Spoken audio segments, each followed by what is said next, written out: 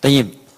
Bismillahirrahmanirrahim. Pembahasan hari ini adalah meneruskan pembahasan tentang sifat solat Nabi sallallahu alaihi wasallam, dan pembahasan kali ini kita akan lanjutkan pasca duduk di antara dua sujud, dan pembahasan sujud sudah kita bahas. Tidak ada beda antara sujud pertama dengan yang selanjutnya. Kita sekarang bahas materi tentang cara bangkit dari sujud. Bangkit dari sujud. Bagaimana Nabi sallallahu alaihi wasallam mengajarkan kita bangkit dari sujud. Di sini pun nanti akan dibahas beberapa persoalan, termasuk ada persoalan klasik yang pernah saya sampaikan di beberapa tempat di majlis ilmu tentang perbedaan-perbedaan cara yang pernah diajarkan oleh Nabi, tapi yang jadi menarik adalah ada perbedaan kemudian pandangan ketika terjadi peristiwa penerjemahan yang tidak tepat atau pemahaman yang kemudian agak berbeda, sehingga menjadikan kebiasaan di masyarakat berbuat satu amalan yang sesungguhnya dinilai para ulama khususnya yang salaf agak kurang tepat tapi marak dikerjakan di masyarakat. Kita akan bahas nanti, dan untuk menguatkan saya membawa beberapa referensi untuk diperkenalkan, yang dengan ini nanti ada yang sudah diterjemahkan ke bahasa Indonesia, ada yang masih asli dengan bahasa Arabnya, yang itu nanti kita akan buka bersama sehingga paparannya menjadi jelas. Dalilnya jelas saya tampilkan. Kalau Bapak Ibu mau cari bukunya juga ada, bisa dibaca dengan perbandingan. Dan kalaupun nanti bisa dilacak di referensinya, kita bisa temukan dan kita bisa dalami bersama. Yang penting pengetahuannya tahu, argumentasinya kuat, sehingga ketika dipersoalkan bisa menjawab, kemudian kita tenang menjalaninya dan nyaman dalam beribadah. Tapi saya tidak pernah mengajarkan Anda, sekalipun misalnya pendapat Anda unggul, untuk mencela orang lain atau menyalahkan orang lain. Tujuan kita mencari solusi untuk ibadah, bukan untuk tampil hebat mengatakan kita paling bagus, yang lain salah. Paham ya? Sekalipun ada kesalahan, jangan diumbar, jangan diungkit, tutupi aibnya, cukup sampaikan dalam kebaikan saja. Itu yang saya sampaikan. Kalau ada orang belajar dengan saya pandai mencela orang lain, saya bersaksi di hadapan Allah bahwa saya tidak pernah mengajarkannya. Ingat baik-baik, itu perbedaan ta'lim kita dengan ta'lim-ta'lim yang mungkin diajarkan oleh yang lain, dan kita tidak harus mengatakan yang lain salah, kita baik, tidak. Kita hanya belajar bagaimana menjadi lebih baik tanpa harus mengungkit kekurangan atau keburukan orang lain. Paham sampai sini? Alhamdulillah.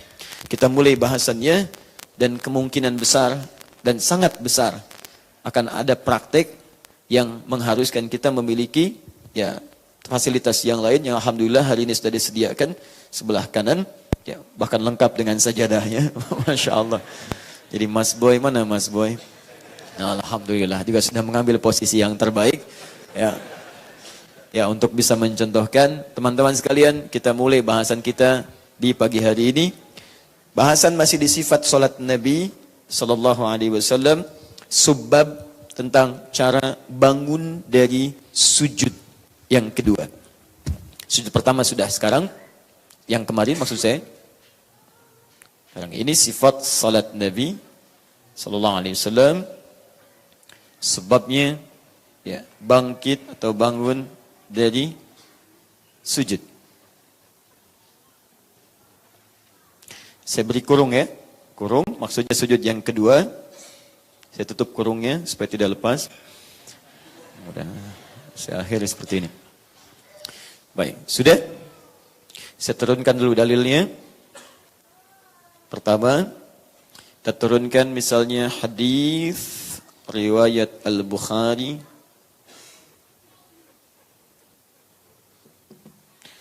nomor hadis 833 di Kitabul Adzan, bab tentang salat witirnya Nabi sallallahu alaihi wasallam. Riwayatnya sahabat Al-Huwairits radhiyallahu taala anhu. Kita temukan juga di antaranya hadis riwayat Abu Daud. Insyaallah saya sudah cek ini dengan buku-bukunya. Nomor hadis 844. Ini riwayat yang sama. Juga hadis riwayat At-Tirmidzi. Nomor hadis 827. Kemudian kita turunkan lagi ke sini. Penjelasan ini dinukil oleh Imam Asy-Syafi'i. Maksud saya bukan menukil dari sini ya, karena kalau ini lahirnya belakangan setelah Imam Asy-Syafi'i. Karena Al-Bukhari ikut mazhabnya Asy-Syafi'i. Al-Bukhari itu Asy-Syafi'i. Ingat baik-baik. Imam Al-Bukhari mengikuti mazhab Asy-Syafi'i. Maksud saya hadis ininya, bukan penjelasan dari para rawinya. Baik, dalam kitabnya saya langsung turunkan kitabnya, kitab ini magnum opusnya Imam Asy-Syafi'i. Juz yang pertama, halaman 116. Kemudian, tentang kualitas salat, hadisnya, beberapa turunan dari ini nanti akan ada penyesuaian-penyesuaian pendapat dari para ulama, dikomentari nanti oleh Imam An-Nawawi. Saya turunkan kitab An-Nawawi ya. Dalam kitab beliau Al-Majmu'. Ini juga masih versinya mazhab Asy-Syafi'i. Jilid yang pertama, halaman 423. Kemudian terturunkan lagi ke sini. Ada buku lagi. Sebagian hadis belum saya cantumkan dulu, saya langsung ke sini dulu. Untuk membahas ini, terturunkan sekarang versi yang lain tentang kitab sifat salatnya Nabi sallallahu alaihi wasallam. Karyanya kita ambil Ibnul Qayyim Al-Jauziyah. Ibnul Qayyim Al-Jauziyah segaris nanti dengan Syekhul Islam Ibnu Taimiyah ke Imam Ahmad bin Hanbal. Jadi supaya objektif kita ya. Syafi'inya ada, Hanbalinya ada, yang lain juga ada. Supaya nanti tidak diduga, oh ini pendapat Syafi'i saja, yang lain tidak. Dan saya tidak menyukai kalau ada seseorang hanya untuk menguatkan mazhabnya, dia sampaikan pendapatnya, yang lain tidak dibuka.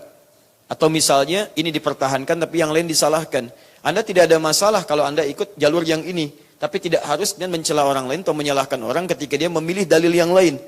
Yang kerangka dua-duanya benar. Kalau salah satu salah, bolehlah kemudian kita tinggalkan. Jelas ya? Sehingga kita lebih objektif dalam menunaikan ibadah. Ini sifat salat Nabi karya Syekh Ibnul Qayyim Al-Jauziyah. Halaman 70. Paling kiri di pertengahan, di kitabnya, sudah saya baca. Ini ya, sudah ada terjemah bahasa Indonesianya. Saya bawakan nanti untuk dicek, disesuaikan. Kemudian yang ini, saya maksudkan ke generasi setelahnya. Ya, kitab sifat salat Nabi lagi, sifat salat Nabi. Jadi ini yang pertama menulis.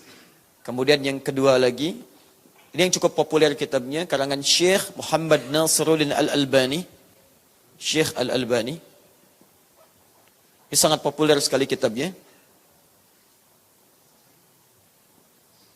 Ya, bahkan ini banyak sekali ikhtisar, ringkasan-ringkasannya yang diterjemahkan oleh juga beberapa orang-orang berbeda, dan saya rekomendasikan yang terbitan Gema Insani Press ya. Cukup lengkap. Saya bawa bukunya sekarang. Ya, untuk nanti ditunjukkan antara yang ini dengan yang ini seperti apa gambarannya, karena saya menginginkan kita bisa maksimal dalam mempelajarinya. Ya, dari halaman 522 paling kiri sebelah bawah sampai 529 paling kanan sebelah pertengahan. Kita ambil. Nah nanti, ini untuk yang selanjutnya. Untuk yang ini maksud saya. Yang ini, setelah Syekh Al-Albani, ada kemudian masih, ini di mazhab Hanbali, saya ambil lagi kitabnya Syekh Ibn Salih Al-Utsaimin. Syekh Utsaimin. Beliau juga punya kitab, sebetulnya ini kitab Zadul Mustaqni. Ya, jadi ringkasan dari kitab Al-Muqni, cuman diberi judul Sifat Salat Nabi juga. Sifat Salat Nabi sallallahu alaihi wasallam karya Syekh Utsaimin. Masih dia. Mazhab Hanbali, Syekh Utsaimin. Dengan nama yang sama, Sifat Salat Nabi. Baik, nanti kita tunjukkan di antara referensi yang ada.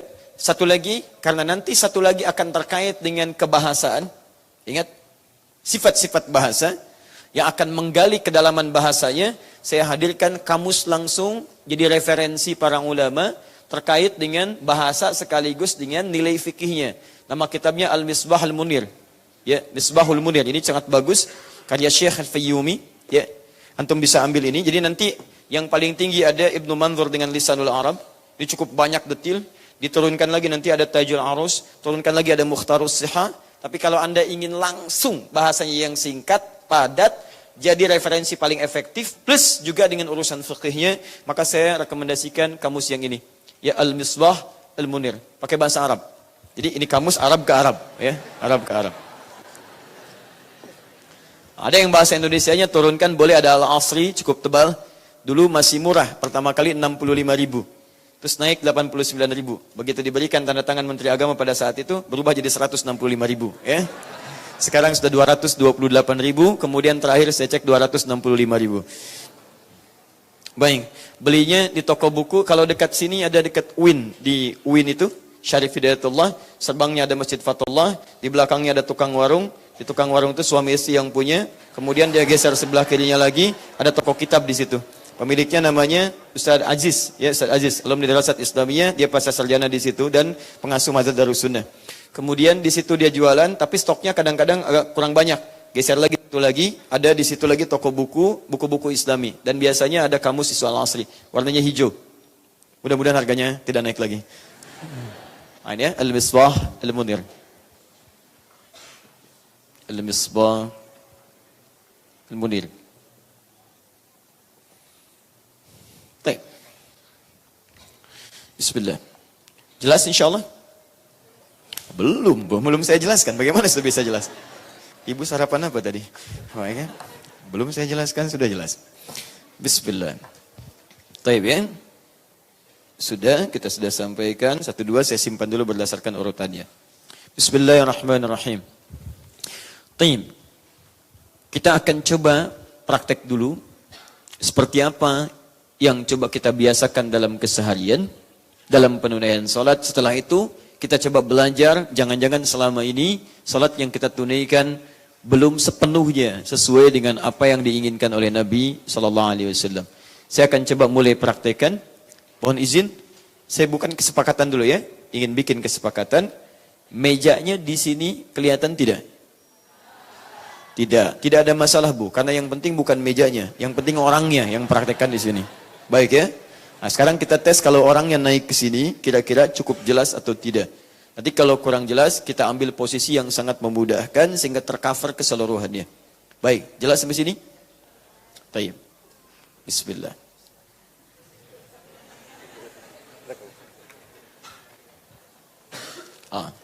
Kita coba naik dulu ya. Bismillah. Baik. Sudah? Mohon izin sebentar. Ibu kelihatan? Baik. Kelihatan? Kelihatan. Ikhwan, teman-teman kelihatan? Yang dari sana kelihatan? InsyaAllah ya, karena ada layar dimaksudkan. Baik, kalau sudah dirasakan kelihatan seluruhnya, maka saya kira cukup di sini, tidak harus mengangkat dan memindahkan mejanya. Sepakat? Baik, sekarang dalam posisi sholat, Mas, menghadap ke sini dulu aja. Tahan ya, karena beliau tidak mungkin harus membuat posisi yang semuanya mesti akan kelihatan. Kalau digeser, ini terlihat, ini tidak terlihat. Geser ini terlihat, ini tidak terlihat. Ya? Nanti kita menyesuaikan saja. Nanti saya berikan penjelasan, di situ akan memudahkan. Sekarang berdiri, Mas. Tenang, ya, insya Allah. Nah, ini udah nggak bisa digoyang. Bismillah. Kelihatan sekarang semua? Tapi pembahasan kita bukan berdiri, tapi bangkit dari sujud. Sekarang perhatikan baik-baik. Bismillah. Beliau kemudian sujud. Ya, sujud pertama. Sekarang kita slow motion, kita ringankan dulu, pelankan. Mohon izin berdiri lagi. Tahan. Baik, lihat baik-baik. Fokus. Sekarang turun. Tahan. Up. Berarti telapak tangan dulu ya. Boleh?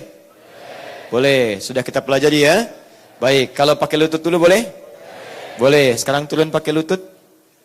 Begini. Sah? Baik, telapak tangan boleh, lutut boleh. Yang tidak boleh pakai apa? Kepala duluan. Bisa dicontohkan? Bisa, silakan. Oh tidak. Alhamdulillah.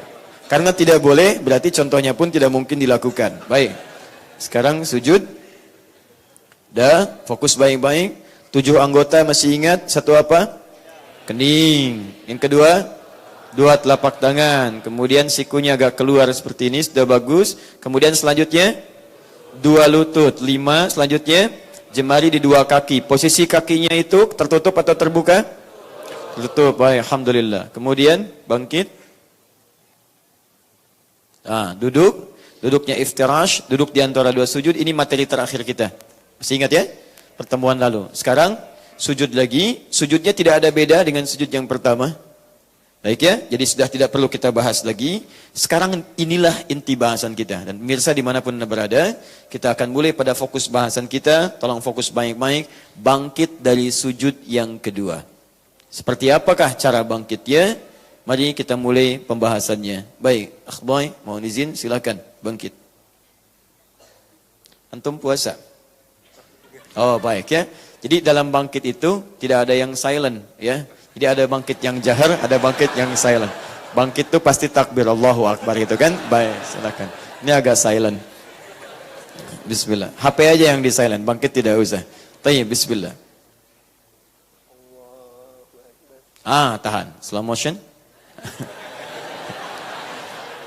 Sujud. Lihat baik-baik. Bangkit. 1, 2, 3. Bismillah. Tahan. 1. Terus. 2. Terus. 3. Jelas sampai sini? Baik. Ada berapa gerakan tadi? 3 gerakan. Boleh turun lagi? Semoga Allah berikan pahala berlipat. Baik. Sujud.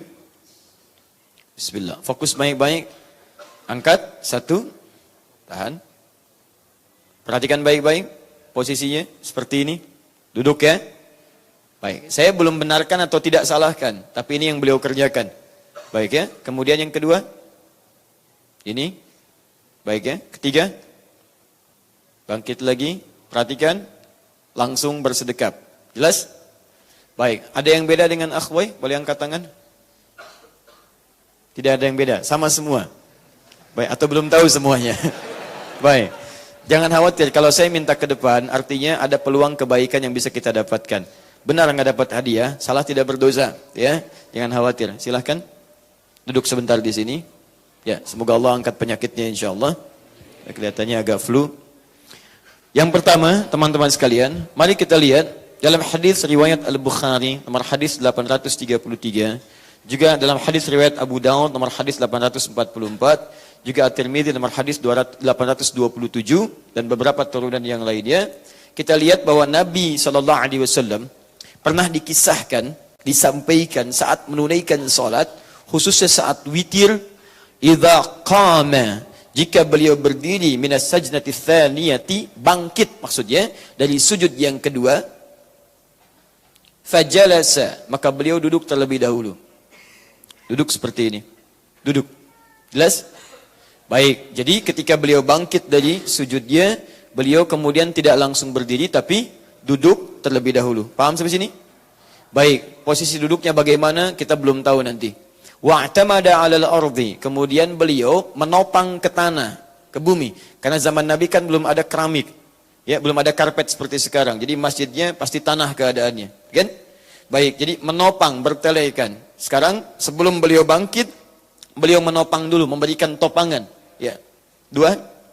Ini yang dipraktikkan oleh beliau. Kemudian yang ketiga, baru kemudian beliau bangkit seperti semula pada rakaat sebelumnya. Bangkit. Nanti kita lihat apakah Nabi mengangkat tangannya lagi atau langsung kemudian bersedekap. Paham sampai sini? Nah, sekarang kita bahas pelan-pelan. Artinya apa yang dilakukan oleh Mas Boy ini atau Akh Boy ini ada dalam petunjuk hadis-hadis Nabi SAW. Tapi yang penting kita pelajari sekarang bagaimana detil pembahasan masalah duduk, masalah bertopang dengan masalah kembali lagi ke atas. Karena nanti ada duduknya juga, ada yang tidak duduk. Bagaimana statusnya saat tidak duduk itu? Pertama, apakah duduk itu dipandang sunnah? Atau rukun? Kewajiban dalam sholat? Atau bukan wajib? Maksudnya bukan rukun, bukan juga sunnah. Ya, sehingga konsekuensi hukumnya bisa berbeda untuk kita semuanya. Kalau itu sunnah misalnya, kapan kemudian itu menjadi sunnah? Apakah sunnah dalam setiap sholat?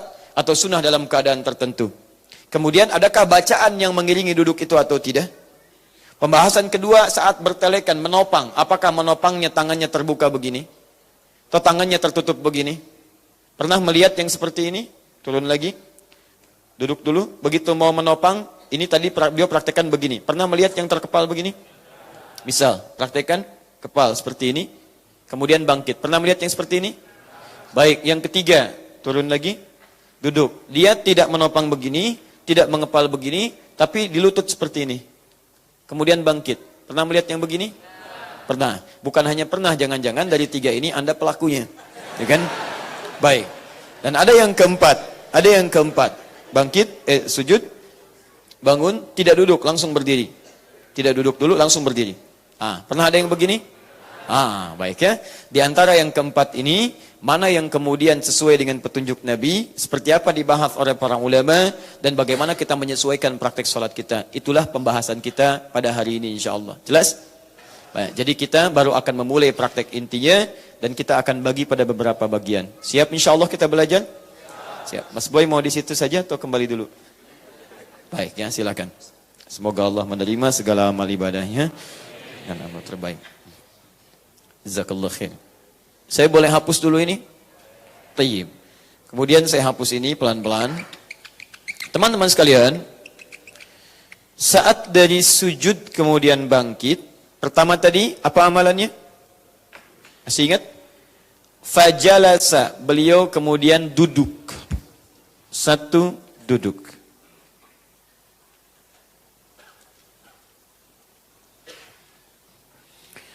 Baik. Kedua apa? Wa'tamada 'alal ardi. Tangannya menopang ke bumi, ke bawah. Menopang dengan telapak tangan. Kita fokuskan pada ini dulu, baru kemudian bangkit, dan posisi tangannya nanti kita akan lihat setelah ini. Kita bahas dua ini dulu. Baik, sekarang pembahasan pertama tentang duduk. Bagaimana status duduk yang dimaksudkan ini? Para ulama kemudian mencoba untuk menggali tentang persoalan duduk ini. Kata Imam Asy-Syafi'i dalam kitabnya jilid yang pertama halaman 116, beliau sampai mengatakan begini, saya tidak menyukai ada orang-orang yang dalam sholatnya kemudian dia langsung bangkit tanpa duduk dulu. Karena adanya hadis-hadis dari Nabi SAW yang memberikan keterangan tentang duduk dalam antara bangkit sujud yang kedua dengan ia berdiri. Di Imam Asy-Syafi'i lebih menyukai seseorang ketika dia bangkit sujud yang kedua, dia duduk terlebih dahulu. Paham sampai sini? Baik, pelan-pelan. Sekarang pembahasan statusnya belum selesai. Apa status duduk ini? Apakah rukun dalam artian wajib, ataukah dia sunnah? Baik, saya tanya dulu, Bapak Ibu sekalian, rukun yang bermakna wajib atau sunnah? Baik, rukun atau wajib? Tidak ada wallahu alam, cuma dua pilihannya ya. Kalau bukan rukun atau sunnah. Baik ya, yang rukun angkat tangan. Yang rukun, sedang tidak rukun nih, angkat tangan. Baik, rukun baik. Yang sunnah? Lihat baik-baik sini. Kalau rukun, konsekuensinya wajib dilakukan. Kalau tidak dikerjakan, berarti sholat dia batal. Dia mesti mengulang. Ingat baik-baik ya. Yang kedua, kalaupun rukun, mesti bersanding dengan bacaan. Karena setiap ada yang dikerjakan rukun itu bersanding dengan bacaan. Misal, ketika Anda takbir, rukun bukan? Rukun, ada bacaannya. Ada apa bacaannya? Allahu Akbar. Baik, ketika Anda rukun bukan? Rukun, ada bacaan. Ada ketika Anda sujud, rukun bukan? Rukun, ada bacaan. Ada umumnya setiap rukun akan bersanding dengan bacaan dan berkonsekuensi dia wajib dikerjakan, ditinggalkan batal salatnya. Paham? Baik. Yang kedua sunnah. Sunnah tidak mencapai derajat wajib. Artinya saat dia mengerjakannya, teman-teman sekalian, dia berpahala. Cuman saat dia tidak mengerjakan karena alasan tertentu yang dibenarkan, itu dia tidak berdosa. Ibadahnya tetap tidak batal. Tidak batal, cuma tidak memperoleh pahala yang dijanjikan. Atau tidak mendapatkan potensi pahala yang dijanjikan. Salat tidak batal, cuman pahala tidak dapat. Jelas sampai sini? Pilih mana? Batal tidak dapat pahala, atau tidak batal dapat pahala? Tidak ada yang kedua. Ya kalau sudah tidak batal, tidak dikerjakan, nggak akan ada pahala. Ya awas, ingat baik-baik. Ketika Anda tidak mengerjakannya, pahala tidak dapat, cuman sholat tidak batal. Paham? Baik, misal, contoh. Ada misalnya sunnah untuk bersedekap seperti ini. Ada yang irsal, ada yang bersedekap. Ketika Anda bersedekap seperti ini misalnya, itu mengikuti sunnah Nabi, ada pahalanya. Pahala ada. Anda seperti ini pun ada yang irsal. Ada. Baik, nah alih-alih Anda misalnya berseperti ini, padahal bisa seperti ini misalnya, Anda memilih seperti ini, maka Anda kehilangan momentum dari yang bersedekap seperti ini. Paham ya? Pahala untuk bersedekap tidak Anda dapatkan, tapi Anda mendapat kemuliaan misalnya mengikuti yang kedua seperti ini. Ada yang lebih jelas, misal bismillah, bismillahirrahmanirrahim. Tayyib. Ada yang memilih langsung alhamdulillah, tidak ada masalah karena riwayatnya ada. Anda tidak baca bismillah pun dalam Al-Fatihah, bisa dalam solat langsung alhamdulillahirabbil alamin. Solat Anda nggak batal. Nggak ada masalah di sini. Ada hadisnya. Tapi kalau Anda bacakan misalnya bismillahirrahmanirrahim, ada peluang pahala Anda dapatkan di situ. Paham di sini? Nah, fiqh Asy-Syafi'i di antara ciri khasnya adalah kalau ada peluang pahala bisa saya dapatkan, kenapa saya tinggalkan? Jelas ya? Itulah pandangan Imam Asy-Syafi'i. Makanya beliau memilih saat bismillah salah satu contohnya dengan jahar. Kenapa? Pertama, saya bisa bacakan bismillahnya, artinya saya punya peluang pahala. Bukankah satu hurufnya 10 kebaikan? Bismillahirrahmanirrahim, 19 huruf, 190 kebaikan saya dapatkan. Kalau saya nggak bacakan, memang sholat saya nggak batal, cuman saya kehilangan pahala, sayang. Baik, Imam Syafi'i kenapa tidak disirkan? Kata Imam Syafi'i, saya pilih jaharkan, sebab kalau saya jaharkan, yang lain dengar. Bukankah mendengar Quran di situ ada kebaikan juga? Quran surah ke-8 ayat kedua. Innamal mu'minuna alladzina idza dzukirallahu wajilat qulubuhum wa idza tuliyat 'alaihim ayatuhu zadatuhum imana wa 'ala rabbihim yatawakkalun. Orang beriman itu kalau disebut nama Allah ada getaran dalam jiwanya. Dan kalau dibacakan ayat Quran ada sentuhan pada dirinya, meningkat imannya dan semakin dekat dengan Allah. Daripada enggak saya keraskan, mendingan sekalian saya keraskan. Pahala saya dapat, orang lain bisa dengar dan ada kebaikan di situ. Itu cara satu contoh pendekatan fikih Asy-Syafi'i. Saya tidak mengatakan Anda mesti ambil yang ini, bukan. Saya menjelaskan begini karakteristiknya. Supaya Anda paham kalau Imam Syafi'i misalnya berhujjah seperti ini maksudnya. Imam Malik mengatakan saya ambil saja yang tanpa basmalah. Langsung alhamdulillahirabbil alamin. Sampaikan oleh beliau. Kenapa? Karena hadis-hadis awal terkait Al-Fatihah itu langsung dengan hamdalah tanpa basmalah. Basmalah datang kemudian ketika Ibnu Abbas radhiyallahu taala huma bertanya pada Nabi, kenapa tidak ada ayat turun untuk memisahkan surah satu dengan yang lainnya? Asalnya nyambung. Ya, qul huwallah nyambung dengan Al-Falaq, Al-Falaq nyambung dengan An-Nas. Begitu ditanya Ibnu Abbas radhiyallahu taala anhuma turun bismillahirrahmanirrahim. Sejak saat itulah Nabi seringkali membaca surah-surah diawali dengan bismillah. Termasuk Al-Fatihah dibaca dari bismillahirrahmanirrahim. Sehingga Imam Malik memilih, saya pilih dari hamdalah saja langsung. Apakah kehilangan pahala? Tidak. Beliau mendapatkan pahala mengikuti Nabi. Bagaimana mengikutinya? Memilih hadis-hadis awal dengan hamdulillahirabbil alamin. Ya, jadi saking inginnya beliau mengambil yang pertama, beliau mengambil alhamdulillahirabbil alamin.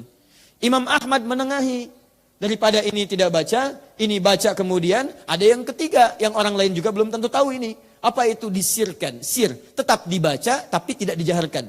Sir, silent. Ya, tidak ada bunyinya. Bismillahirrahmanirrahim. Dibaca pribadi, dibaca bismillahnya tapi disirkan, tidak dijaharkan lantas tidak terdengar oleh orang lain. Paham ya?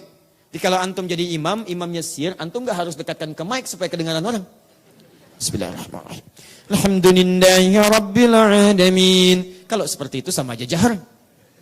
Jahar karena bacaan antum kedengaran orang. Paham ya? Nah, ini karakteristik tipikal fikih Imam Asy-Syafi'i. Jadi kata beliau, saya menyukai orang duduk daripada tidak sama sekali. Karena ketika duduk ada pahala mengikuti petunjuk Nabi SAW. Jelas? Nah, sekarang pertanyaannya, apakah ini bagian dari wajib, rukun atau sunnah? Kalau wajib jelas ditolak oleh para ulama, ini bukan dari bagian rukun ataupun kewajiban. Jelas? Baik. Disepakati oleh para ulama, ini hukumnya sekalipun dikerjakan masuk dalam hukum sunnah. Berpahala jika dikerjakan, tapi tidak melahirkan dosa dan tidak membatalkan sholat kalau tak mampu mengerjakannya. Jelas sampai sini? Nah, sekarang pertanyaannya, apakah duduk ini terus dilakukan dalam sholat atau hanya sesekali dikerjakan dalam sholat? Kapan Nabi SAW mengerjakan duduk dalam sholat? Ternyata pembahasan para ulama di kitab-kitab keterangan tentang sifat sholat Nabi SAW terkhusus yang dibahas tuntas itu oleh Ibnul Qayyim Al-Jauziyah dalam sifat sholat Nabi di sini. Beliau bahas tuntas tapi kalimatnya ringkas. Ya, di halaman ke-70 sampai 71 beliau bahas ini. Ya. Kemudian penjelasan yang ini kalau ingin lebih jelasnya lagi, Anda temukan dibahas lengkap tentang cara duduknya Nabi beserta kapan dia munculnya, bagaimana status hukumnya, seperti apa sudahnya dipraktekkan di kitabnya Syaikh Ibnu Utsaimin yang ini, terbitan Al-Qawam. Ya, jadi nanti kita satukan jadi satu, mudah-mudahan jadi diktat untuk pedoman kita. Nah, beliau kemudian sampaikan di sini, nanti saya cek setelah saya sampaikan. Kesimpulannya, fokus. Di awal-awal masa Nabi SAW menunaikan salat, baik, beliau tidak nampak kemudian mengambil posisi duduk, bangkit dari sujud. Jadi tidak mengambil posisi duduk. Jadi beliau sujud, kemudian bangkit, langsung bangkit, tidak duduk, sujud terlebih dahulu. Tidak duduk terlebih dahulu. Paham? Contoh. Mas Boy. Masya Allah, silakan. Tadi beliau sedang mencatat ya, jadi saya minta dulu, mudah-mudahan nanti nyambung. Jadi beliau praktek, beliau mencatat. Catatannya dibukukan, jadilah catatan.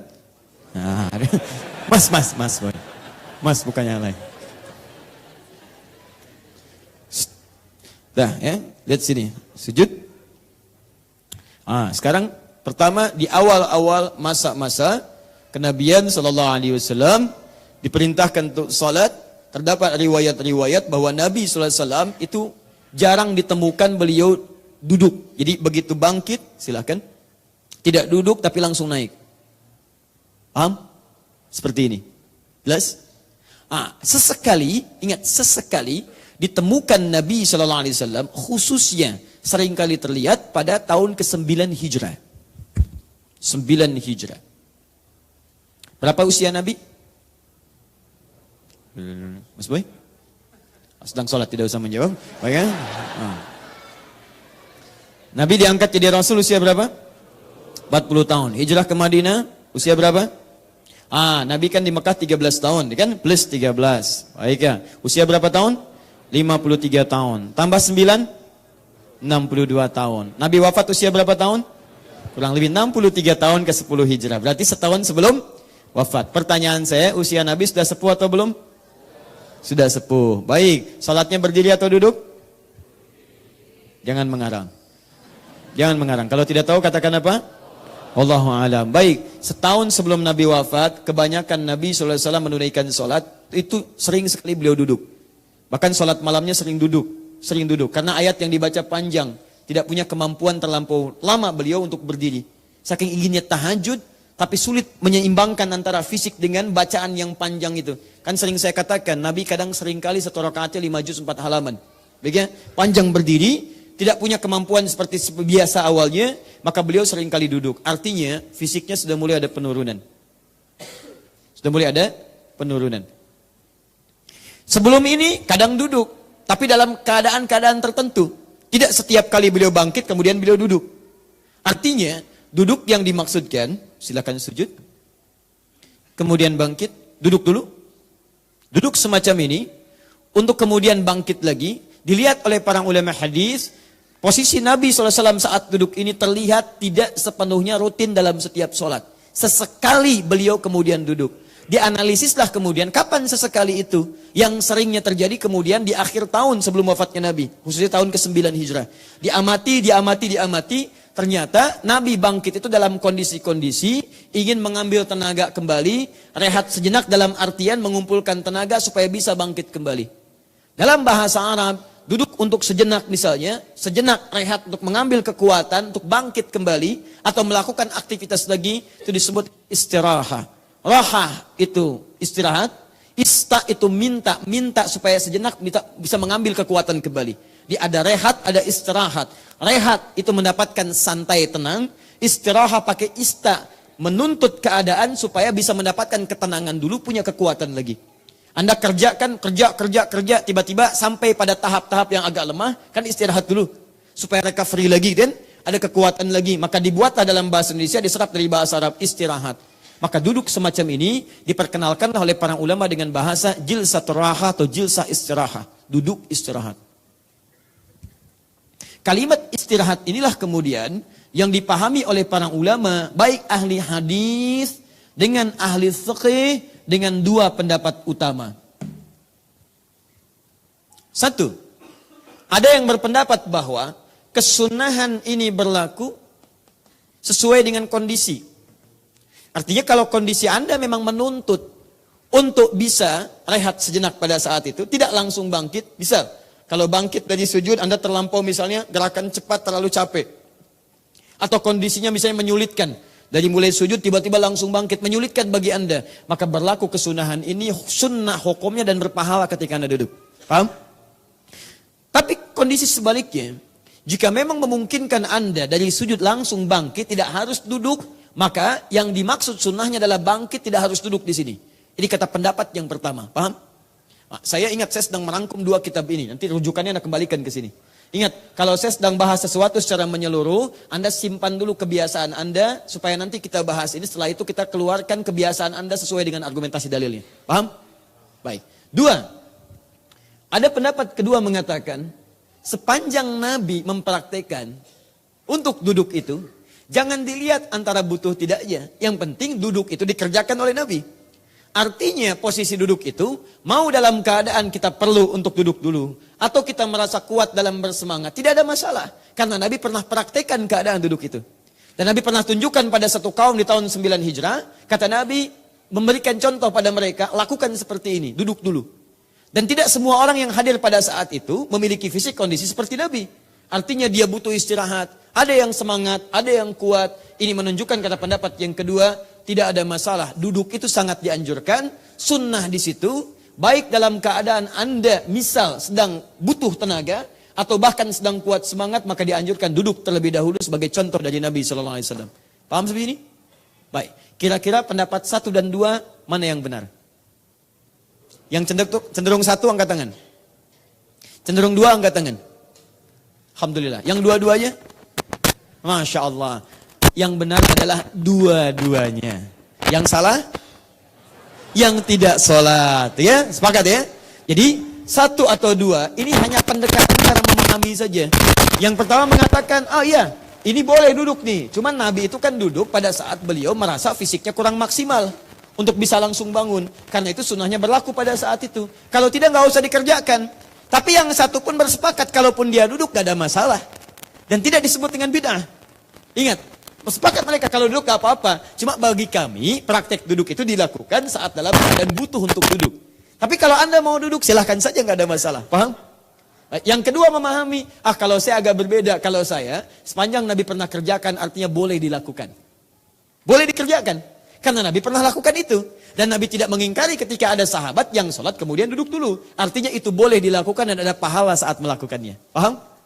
Baik. Imam Asy-Syafi'i berpendapat daripada tidak dikerjakan sama sekali, saya lebih baik kerjakan. Karena saat dikerjakan ada pahala diberikan, kalau tidak sama sekali. Paham?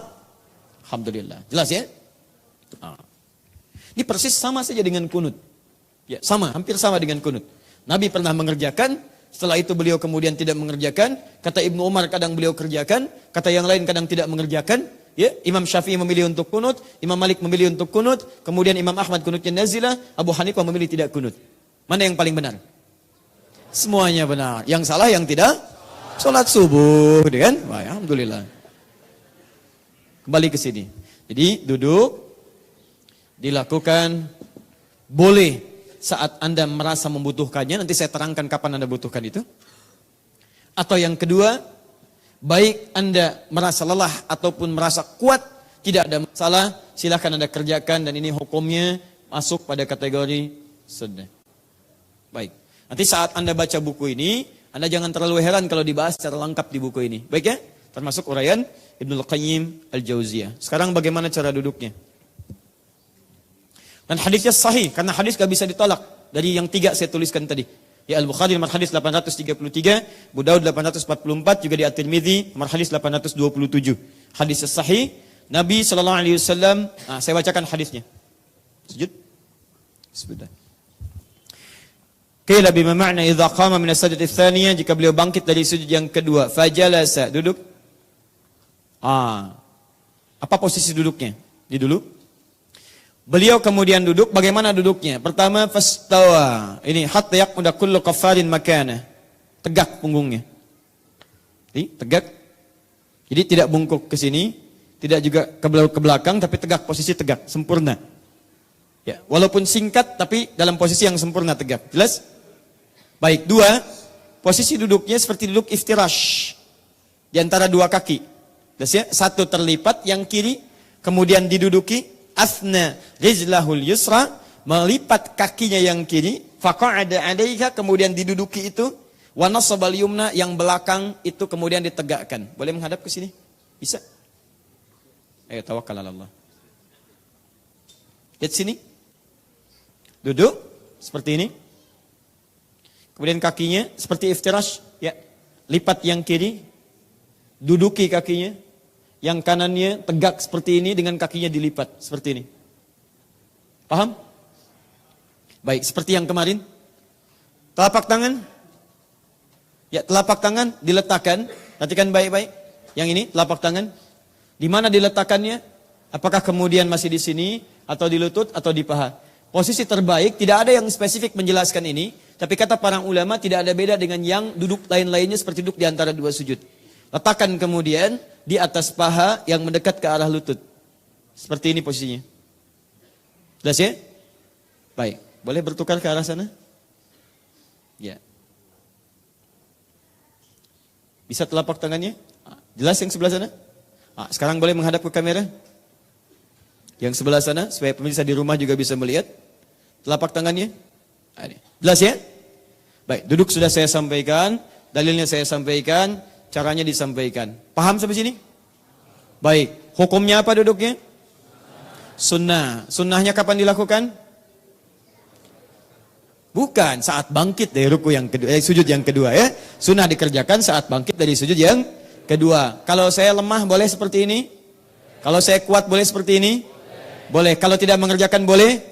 Boleh. Alhamdulillah. Sepakat sampai sini? Paham? Dalilnya sudah tahu tadi? Bukunya sudah ada ya? Baik. Kalau sudah, sekarang menghadap ke sini, kita masuk pada bagian yang kedua. Setelah itu, apa yang dikerjakan? Duduk sudah, saya teruskan hadisnya.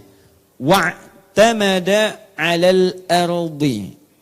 Wa'tamada 'alal ardi. Kemudian beliau menopang ke bumi, tanah. Berikan topangan supaya terbantu untuk naik. Terbantu untuk naik. Wa'tamada 'alal ardi. Silahkan, lihat sini. Kedua ini. Ya. Jadi, Anda buka cara pertama begini, telapaknya, tangan. Tekan kemudian, ya sekarang kalau sekarang di karpet, atau di tanah, atau di alas paling bawah, ya. Tekan seperti ini. Wa'tamada, i'timad itu bukan sekedar menyimpan, bukan. Dia bukan formalitas Anda begini, tidak. Tapi memberikan tekanan, supaya dengan ini ada bantuan Anda tenaga untuk naik ke atas. Paham ya? Wa'tamada 'alal ardi, tekan, Anda naik. Jelas? Baik. Sekarang fokus pelan-pelan, turun lagi. Pertanyaan saya, tangannya ini terbuka atau terkepal? Bisa dua-duanya. Yang terbuka, angkat tangan. Yang terkepal? Yang dua-duanya boleh angkat tangan? Masya Allah, satu buka, satu kepal. Saya pengen sunnah banget Ustaz, satu buka, satu kepal. Luar biasa. Sunnah banget.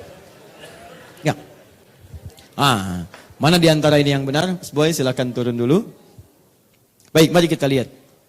Nah, inilah persoalannya di sini. Bapak dan Ibu sekalian, ada redaksi hadis dari Nabi sallallahu alaihi wasallam, riwayat Ibnu Abbas radhiyallahu taala anhuma, yang menyebutkan bahwa Nabi sallallahu alaihi wasallam ketika sedang i'timad, beliau kemudian melakukan i'timad, menopang itu kama yaf'aluhul ajin.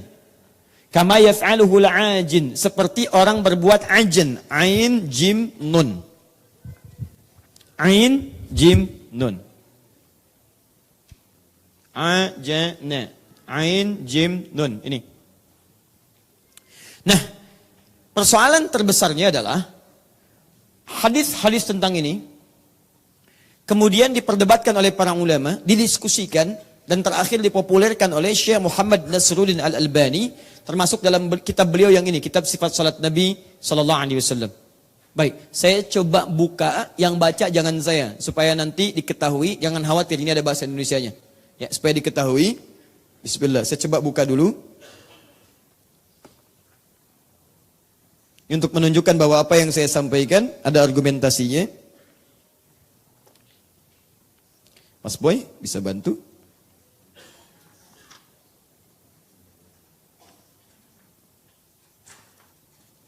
Dapat ini. Baik, silahkan dibacakan dari halaman 413 yang ini. Ya, yang ini ya. Tolong dibacakan. Baca Arabnya dulu, ada harokatnya. Bismillahirrahmanirrahim. Wakana ya junubi fi sholati ya tamidu ala yadaihi iza qala. Iza qama. Taib ya. Baca terjemahannya. Nabi SAW bertumpu pada kedua tangannya jika berdiri ke rakaat berikutnya. Oke. Ada ya? Di bukunya ada, halaman berapa? halaman 413. Bukunya ada ya? Baik. Ini termasuk kitab yang paling lengkap, yang menerangkan kitab sifat salat Nabi, yang diterjemahkan menurut saya ini cukup bagus terjemahannya. Baik, lihat baik-baik kalimat beliau. Wa kana ya'junu fis shalah. Adalah Nabi SAW bertumpu dalam salatnya menggunakan kalimat ajana, ya'junu, ajn. Nanti saya jelaskan apa itu ajn. Baik ya? Kemudian ya'tamidu yadaihi idza qama. Yang dimaksud ya'jun ini, beliau adalah menumpukan, menopangkan ya, tangannya alal ardi idza qama ila shalah, ke tanah atau ke bumi, sekarang ke karpet apabila bangkit dari salat. Nah, kalimat beliau ini, beliau tidak menyebutkan pertama diterjemahkan dengan kata kepalan. Tidak menyebutkan juga diterjemahkan dengan kalimat-kalimat terbuka begini. Di kalimat bahasa Arabnya tidak spesifik beliau jelaskan apakah kalimat ya'tamid, ya'jun ini begini atau begini. Tidak dijelaskan. Tapi nanti ada ringkasan dari kitab ini, diringkas ya, jadi ringkasan tuntunan salat Nabi. Yang diterjemahkan oleh seorang bernama Abul Hasan As-Sidawi, terbitan As-Sofa, halaman 196. Diterjemahkanlah dalam tuntunan itu dengan cara mengepal seperti ini.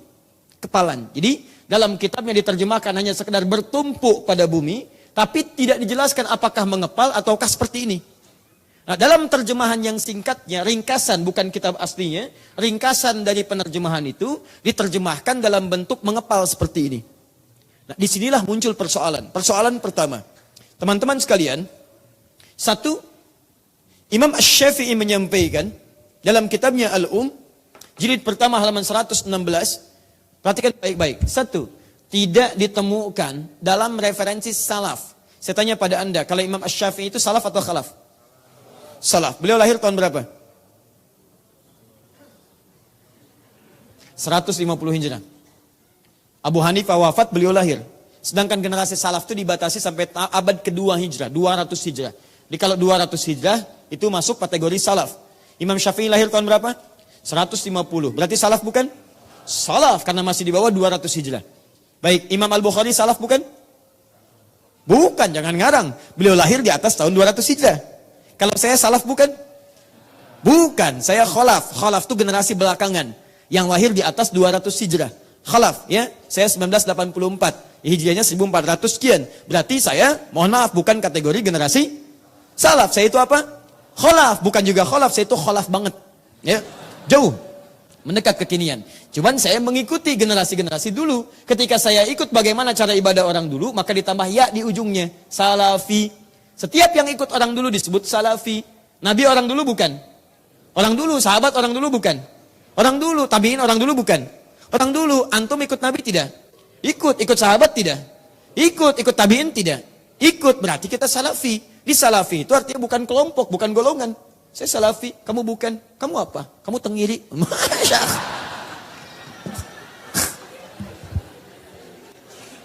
Udah, jelas ya?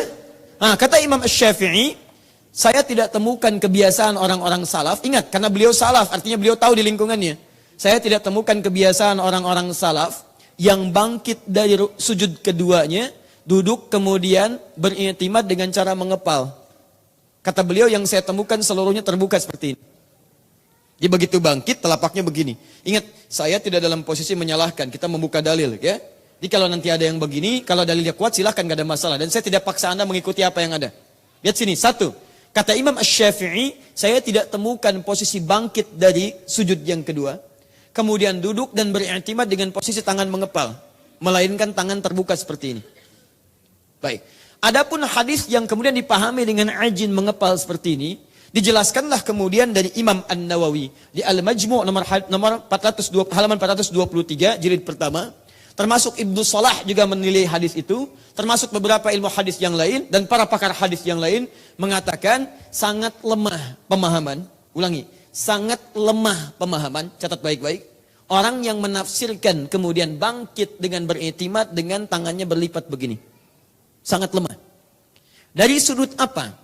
Pertama, hadis yang menggunakan redaksi ya'jun ini, yang ditafsirkan kemudian dengan melipat begini, itu hadisnya ditafsirkan oleh para ulama, digali kekuatannya, dipandang sangat lemah. Bahkan yang disebut batal hadisnya.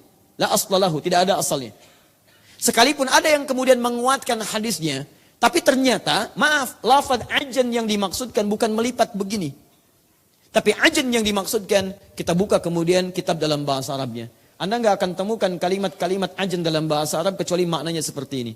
Baik, saya minta bantuan. Ada yang bisa baca dengan bahasa Arab? Ada harakatnya? Nanti saya bantu terjemahan. Boleh angkat tangan? Faiz. Mana Faiz? Anda Faiz. Baik. Jazakallah khair. Faiz disebutkan dalam Al-Quran turunannya sebanyak 29 kali. Kata Fauz, Faiz, Faizah, Faizin, Fauzi dan seterusnya. Fauz itu artinya orang yang diharapkan sukses dalam kehidupannya. Oh, asik. Baik, yang kedua namanya Farah, Fariha. Turunannya Farhan, Farah dan seterusnya. Orang yang diharapkan bahagia dalam hidupnya. Jadi kalau Farah artinya harapan bahagia tapi belum tentu sukses. Kalau Faiz diharapkan sukses tapi belum tentu bahagia. Anda pilih mana? Sukses tapi tidak bahagia atau bahagia tidak sukses? Dua-duanya. Dua-duanya. Kalau dua-duanya namanya falah. Kalau diraih jadi aflah. Orangnya disebut muflih, jamaahnya disebut muflihun. Pertanyaan saya, Anda mau jadi faiz atau jadi muflih? Faiz. Sudahlah. Bismillah, faiz. Halaman 235, ini. Silakan dibacakan.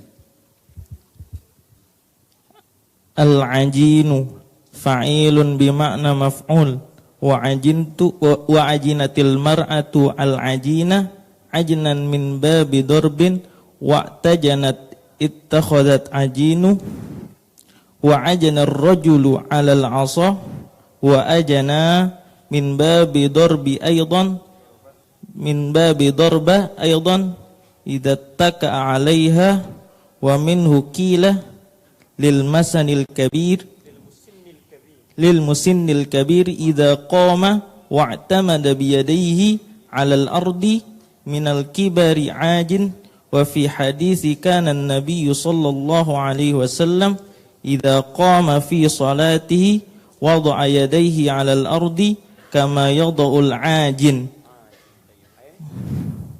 qala fi at-tadhhibi wa jama'al 'ajin ajana wa jam'ul 'ajin ajana bidammataini wa huwa alladhi asanna ujunu bidammataini wa huwa alladhi asanna. Terdengar tadi? Bisa dipahami? Baik, mau terjemahkan? Jazakallah khair. Alhamdulillah. Baik, sekarang lihat apa makna ajana. Inilah yang kemudian Imam Asy-Syafi'i berpendapat dengan tegas tentang persoalan bangkit ini. Ibnu Salah kemudian yang menyampaikan pendapat berbeda dengan kebiasaan sementara orang. Kemudian Imam An-Nawawi yang menegaskan perbedaan ini. Bahkan nanti di Persis itu keluar fatwa khusus tentang persoalan ini. Dan saya sudah membaca sebagiannya. Perhatikan baik-baik teman-teman sekalian. Saya bacakan sini ya. Al-ajin fa'ilun bima'na maf'ulun wa ajanatil mar'atul ajina ajanan min babil dharaba. Ya. Ajin bima'na fa'il, wazan, formulanya dalam bahasa Arab masuk kategori fa'il. Babnya dharaba, bab itu dharaba itu maksudnya formulasinya. Di ilmu sharaf itu ada 12 formulasi. Ya fa'ala yaf'ilu fa'lan fa huwa fa'ilun wa dzaka maf'ulun. If'al la taf'al. Ya maf'ulun mif'alun fa'ila yuf'al. Itu masuk dalam bab itu. Daraba yadribu darban fahuwa darib wa dzaka madrubun. Idrib la tadrib. Madrabun minrabun. Ya, duriba yudrab. Jadi ada 12 rumus. Ya. Gitulah kurang lebih ya. Nah, ini masuk rumusnya seperti itu. Ajana ya'jinu. Bahasa Arab itu gampang, Pak. Kalau saya kasih rahasia besar ya. Ini di antara kita saja nih. Lihat sini. Kalau Anda hafal satu kata saja dalam bahasa Arab, kata kerja satu saja, itu artinya Anda sudah hafal 12 kosakata. 12. Kalau Anda hafal satu aja. Misal, duduk apa bahasa Arabnya? Jalasa. Anda hafal jalasa saja. Ada rumus dalam bahasa Arab merubah satu kalimat ini dengan ke-11 makna yang lain. Dari sini. Misal, duduk jalasa. Akan duduk, tinggal tambahkan di depannya Anita. Anita, ingat. Anita, hamzah, nun, ya, ta. Anita, hamzah, nun, ya, dan ta. A untuk saya akan duduk, tambahkan A di depannya. Jalasa, tambah A, saya akan duduk. Jalasa kalau ada hamzah, ada nun, ada ya, ada ta, gampang. Rumusnya matikan ini yang pertama, sukunkan. Pindahkan harakatnya ke sini jadi a. Huruf sebelum akhir jadikan i. Rumusnya a, i. Jadi apa? Ajlis. Saya akan duduk apa? Ajlis. Kami, nun, kami. Na. Jadi apa? Najlis. Kami akan duduk apa? Najlis. Saya akan duduk? Ajlis. Anda hafal jalasa, Anda bisa hafal 12 makna yang lain. Saya akan duduk, ajlis. Orang yang duduk, jalis. Tempat duduk, majlis. Duduklah, ijlis. Didudukkan, julisa. Akan didudukkan, yujlas.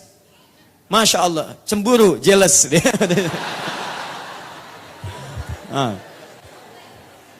Masya Allah. Tayyib. Teruskan, ini baru baca kita bahasa Arab itu luar biasa ya. Anda tidak mudah itu. Nah, sekarang lihat sini. Bismillah. Nah, wa minhu idza taka 'alaika wa minhu qila lil musinnil kabir. Jadi yang dimaksud dengan ajana itu adalah seseorang yang bersandar kuat. Atau disebutkan juga bagi seseorang yang sudah punya usia yang cukup sepuh, yang tidak punya tenaga kuat untuk bangkit. Makanya dikatakan pada seseorang ketika dia akan bangkit dari duduk, bagi seseorang yang sudah sepuh, kata beliau, maka disebutkan ajana rajul, dikatakan ajana seorang rajul, seorang lelaki yang sudah sepuh, artinya dia menopang dengan kuat supaya bisa bangkit ngambil tenaga. Sekarang saya ambil contoh begini, kembali ke sini mas. Bisa? Beliau sudah sepuh nih. Bisa saja.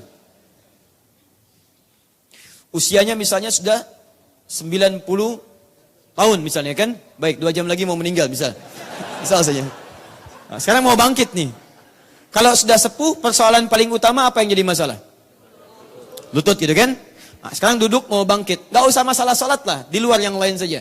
Anda duduk normal aja, duduk biasa. Nah, sekarang mau bangkit. Pertanyaan saya, kalau ada orang mau bangkit dalam kondisi sepuh, apakah dia akan menahan dengan tangannya atau tidak? Pasti akan menahan, dia akan bangkit begini. Coba bangkit. Sepuh ya, ingat sepuh. Tuh. Tahan kan? Tahan kan? Pertanyaan saya, mungkin gak ada orang yang ketika dia sudah sepuh akan bangkit dalam duduk, dia menahan tangan untuk bangkit, tangannya terlipat begini? Mustahil.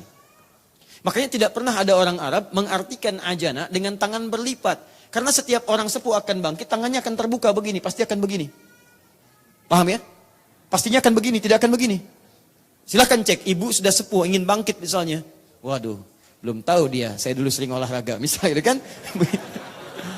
Mustahil. Mustahil, pasti begini.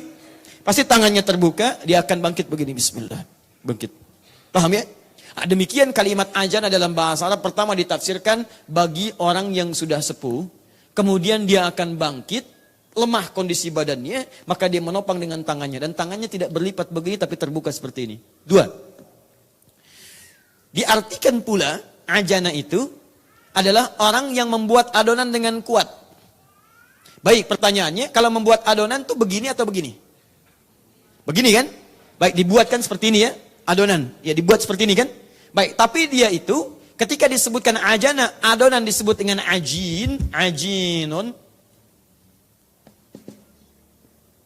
Dia membuat adonan dengan kuat seperti ini, dibuat seperti ini. Ya. Nah, inilah yang jadi persoalan. Ada yang menafsirkan bahwa bertelapak menopang ke tanah itu seperti ini. Yang tangannya berlipat karena mengartikan kata ajin itu seperti membuat adonan yang tangannya berlipat. Kata para ulama hadis, ini salah paham. Yang dimaksudkan tasbih. Tasbih itu penyerupaan kekuatan, bukan dengan cara melipat tangannya. Di orang pembuat adonan melipat adonan itu begini supaya lebih kuat, dengan tenaga yang kuat adonan jadi bagus. Jadi ringan, jadi lunak. Jadi yang diambil tasbihnya, penyerupaannya, bukan tangannya harus berlipat. Tapi artinya apa? Mengambil tenaga dengan melipat seperti ini, sama seperti dia membentangkan tangannya untuk mengambil tenaga dan bangkit dia ke atasnya. Di persoalan terbesarnya adalah, 1, ada yang memahami tangannya kemudian berlipat seperti ini, dengan menggunakan hadis yang ini, nah maka oleh para ulama salaf ditolak pemahaman itu. Kata para ulama salaf, yang dimaksudkan itu bukan melipat begini, tapi maksudnya mengeluarkan tenaga untuk mengambil tenaga yang kuat supaya bisa bangkit. Mustahil orang duduk itu bisa bangkit dalam keadaan dia susah sepuh tadi, kecuali tangannya terbentang, bukan tangannya melipat begini. Paham sampai sini? Baik, jadi kalau Anda tanyakan pada saya, ada dua pendapat di sini. Pendapat yang kemudian terbuka tangannya begini, pendapat yang seperti ini. Tapi kalau Anda tanyakan mana yang paling kuat, kalau saya secara pribadi menilai dari pendapat-pendapat itu, dari buku-buku tadi, termasuk pendapat Syekh Al-Albani, yang diterjemahkan dalam kitabnya yang lengkap seperti ini, itu tidak pernah ada bahasa melipat tangan. Yang ada hanya, kata beliau, bertumpuk di tanah. Tapi beliau tidak menjelaskan apakah seperti ini atau seperti ini. Kenapa tidak dijelaskan? Karena di kitab-kitab yang dulu sudah sangat dipahami.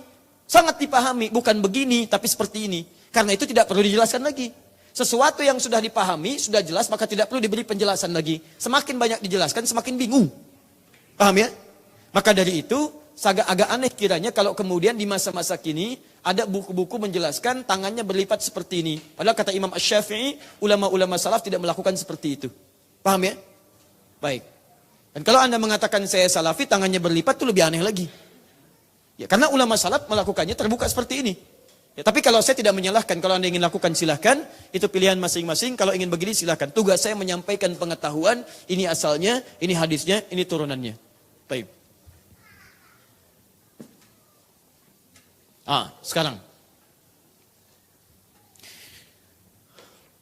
Kalau ada seseorang bangkit misalnya, tangannya begini. Benar tidak? Benar. Ada seseorang bangkit, tangannya begini. Benar tidak? Anda nggak usah khawatir. Anda silakan sampaikan. Mau benar, mau tidak, kita ada ukuran. Orang mau bangkit tangannya begini, benar tidak? Yang begini benar tidak? Yang salah apa? Yang tidak sholat, ingat. Tidak begini pun nggak apa-apa, nggak ada masalah dia bangkit kan? Jadi kalau Anda mau begini, silahkan itu pilihan Anda. Kalau Anda mau begini, itu pilihan Anda. Hadis Anda didasarkan pada hadis-hadis tadi. Jadi Anda harus tahu kenapa Anda begini. Ketika Anda memilih begini, hadisnya yang tadi menggunakan kata ajin. Tapi pemahaman ulama menggunakan kata itu bukan yang begini. Kata para ulama, ajin yang dimaksudkan bukan melipat tangan, tapi bertumpu secara kuat. Paham sampai sini? Nah, tapi kalau Anda ingin pahami itu kan perbedaan ulama Ustaz, itu nggak ada masalah. Ya, saya tidak menyampaikan pada Anda untuk memaksa Anda berpindah, tidak. Maksud saya kalau Anda gunakan satu amalan, Anda harus paham kenapa Anda melakukan itu. Apa argumentasinya? Jelas ya? Jadi, silahkan kalau yang ingin terbuka seperti ini, silahkan. Yang seperti ini itu pilihan masing-masing. Tapi jangan sampai karena persoalan itu Anda tidak saling sapa. Saya pernah mengalami itu kejadian ini nyata betul. Di Jakarta kejadiannya. Saya mengajar, ada dua orang gara-gara persoalan melipat tangan dan i'timad begini, tiba-tiba jadi ribut. Satu mengatakan, akhi, yang sunnah begini. Satu mengatakan, akhi, itu dalilnya lemah, hadisnya lemah. Yang sunnah, yang begini. Akhirnya apa? Akhirnya tidak ketemu dua-duanya. Maaf maksudnya, hubungan tidak baik. Hanya karena persoalan demikian, ribut dan sebagainya. Tapi satu kali, Allah itu maha adil. Allah biasanya membuat sesuatu momentum yang menjadikan sekat-sekat itu jadi terbuka kembali. Tiba-tiba, Allahu Akbar, yang tadinya begini, dalam satu sholat berubahlah jadi begini dia.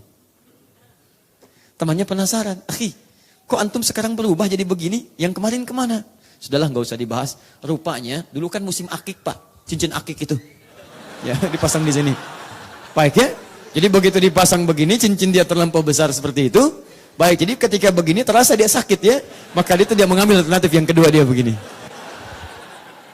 Masya Allah. Terakhir, masih dalam persoalan melipat. Terakhir. Bukunya telah saya hadirkan, Anda nanti bisa lihat juga referensi, nanti saya rangkum keseluruhannya. Sekarang yang terakhir, semua sepakat bahwa baik seperti ini, naik, Allah. Ataupun dengan posisi yang lain, yang dia yakini, bisa seperti ini. Semuanya sepakat bahwa itu tujuannya untuk membangun kekuatan, menopang supaya bisa bangkit berdiri. Bukan sekedar dilakukan saja, atau bahkan bermain-main di dalamnya. Misal, yang seperti ini jarang ada masalah.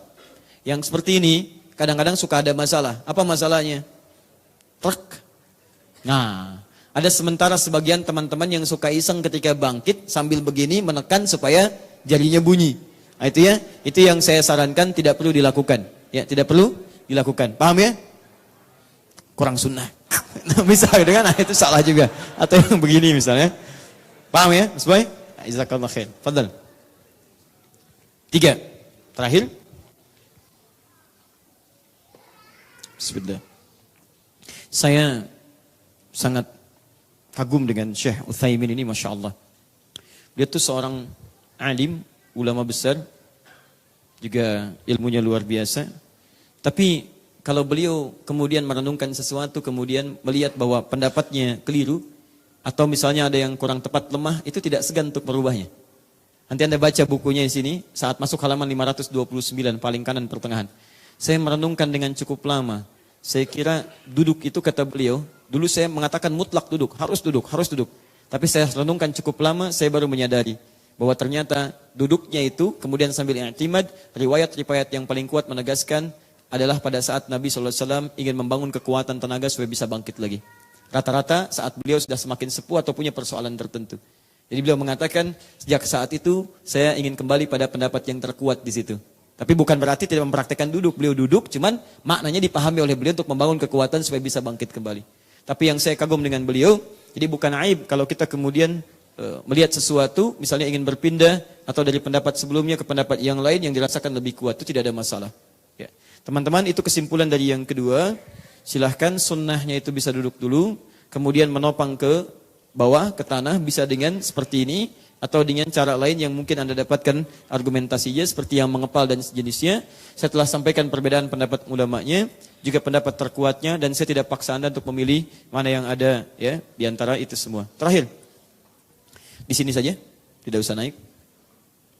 Catatan sudah? Catatan? Alhamdulillah. Menghadap ke sana. Bangkit dari sujud, kemudian setelah bangkit langsung bangkit saja. Allahu Akbar, bangkit langsung. Baik, tangan kemana? Baik, nah fokus ya. Pertanyaan saya, saat takbir mengangkat dari sujud, yang kedua, bangkit kembali, tangannya ini diangkat bertakbir seperti pertama begini lagi atau langsung ke sini? Bangkit ya, ingat. Ini belum tahiyat nih. Rakaat pertama, sujud yang kedua, Anda bangkit. Allahu Akbar. Tangannya begini lagi, angkat, ini pilihan pertama, atau langsung ke sini? Satu atau dua? Yang satu, yang angkat tangan dulu begini, ada? Ada? Yang langsung begini ada? Baik, ada. Umumnya yang populer adalah tangan langsung seperti ini.